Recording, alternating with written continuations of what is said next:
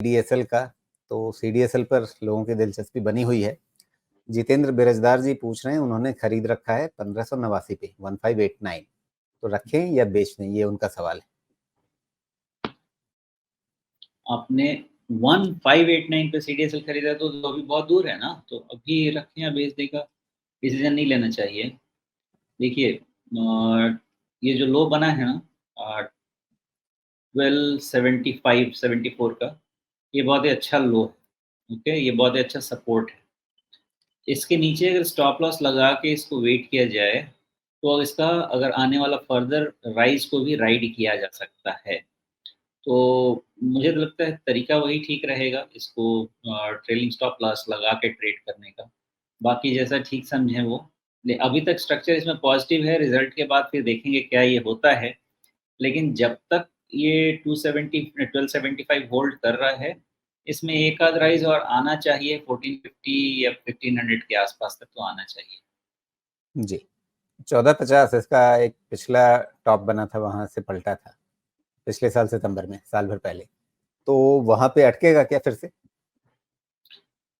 ये ऐसा है कि लॉन्ग टर्म बुलिश हो जाता है ये सब चीज़, लेकिन है ना थोड़ा कंसोलिडेशन में भी जाता है। तो देखते हैं 1500-1600 तो जा सकता है ओवर टाइम, लेकिन फिर कंसोलिडेशन में भी जाना चाहिए इसको। जी, लेकिन जिस तरह से इन्होंने 1589 पे खरीद करके काफी नीचे तक के लेवल्स भी देखे, तो मतलब in the interest of all viewers कि भाई हमें चाहे कोई शेयर कितना भी अच्छा लग रहा हो या किसी सेक्टर पे कितना भी भरोसा हो, कोई किसी कंपनी के बारे में भले ही कोई सवाल ना हो, सब कुछ ठीक हो, लेकिन अगर भाव नीचे जा रहा है तो हमें कहाँ पे सावधान रहना है और कहाँ पे एक्शन लेना है? हाँ, तो देखिए CDSL अगर आप 2 साल का टाइम फ्रेम याद करेंगे, तो हम लोगों ने बहुत स्ट्रॉन्ग कॉल लिया था कि CDSL का वैल्यूएशन के हिसाब से इसमें इन्वेस्टमेंट नहीं बनता है। लेकिन जब इसमें एक बॉटम फॉर्मेशन 1000 के बाद दिखा, तो उसके बाद ये भी है against all the odds, CDSL ही नहीं BSE लिमिटेड, दोनों चीज़ों की डिस्कशन हुई थी, जिसमें एक बॉटम फॉर्मेशन के बाद against all the odds against valuation एक पॉजिटिव ट्रेंड बन रहा था, और वो हमें देखने को मिला। तो अगर उस कंसोलिडेशन से निकल रहा है, करेक्शन खत्म हो रहा है, तो उसके बाद इनको खरीदने और ट्रेड करने का तरीका ये है कि हर एक हायर लेवल पे अपना रिस्क बढ़ाते जाइए, रिस्क लेवल, और इसको ट्रेल करते जाइए। जब तक मार्केट है तब तक ये चलता रहेगा। रिकवरी नॉर्मली ऐसे सिचुएशन में जो कि इकोनॉमी लिंक्ड है, जो कि मार्केट लिंक्ड है, जो कि कैपिटल मार्केट लिंक्ड है, जिनकी अर्निंग्स कैपिटल मार्केट से लिंक्ड है, ऐसे में होता है कि एक अच्छा कैपिटल मार्केट आने के बाद ये सब अपनी जो लॉसेज होते हैं वो रीगेन कर लेते हैं और फिर उसके बाद सुस्ताते हैं। तो हो सकता है ये सारी जो प्रीवियस लॉसेज हैं वो रीगेन हो जाएगा, और उसके बाद फिर ये डिसाइड करेंगे कि आगे मार्केट में करेक्शन आता है तो डिप होगा, नहीं होगा तो फिर कंसोलिडेशन।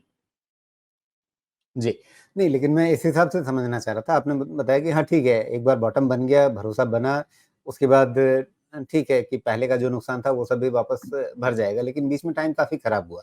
तो इसलिए मेरा जो समझना चाह रहा था मैं कि भले ही कोई शेयर कितना भी अच्छा हो, अगर वो नीचे आ रहा है, तो कहाँ पर हमें पहले ही एग्ज़िट ले लेना चाहिए, जिससे आपका इतना समय खराब ना हो और आपने इतना डीप लॉसेस जो देखा, वो ना देखना पड़े? 2 तरीके हैं इसके लिए करने के। पहला तो अगर आप वैल्यूएशन समझ सकते हैं, तो मेन आप समझ सकते थे कि ₹180 की चीज़ 1680 भी निकल चुकी थी, और वहाँ पे वैल्यूएशन किसी भी तरह से सपोर्टिव नहीं थे अगले 2-3 साल के लिए। तो अगर आप पहला वहाँ पे समझ सकते हैं, तो आपको लगेगा, हमेशा लगेगा कि आपके निकलने के बाद 5-10% शेयर बढ़ गया, 15% बढ़ गया, आप निकल चुके हैं, लेकिन लोगों को पैसा बन रहा है। सेफ्टी के लिए वैसा ही करना पड़ता है। ये तो खैर पहली बात हो गई। दूसरी चीज़ ये हो गई कि अगर इतने राइज़ के बाद भी अगर आपको रहना है, तो आपको अपने ट्रेलिंग स्टॉप लॉसेस डिफाइन कर लेने चाहिए।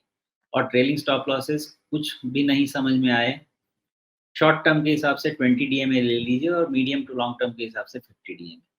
इसके नीचे स्टॉक जाता है, अपना पैसा निकालिए, आराम से घर पे बैठिए और वेट एंड वॉच कीजिए।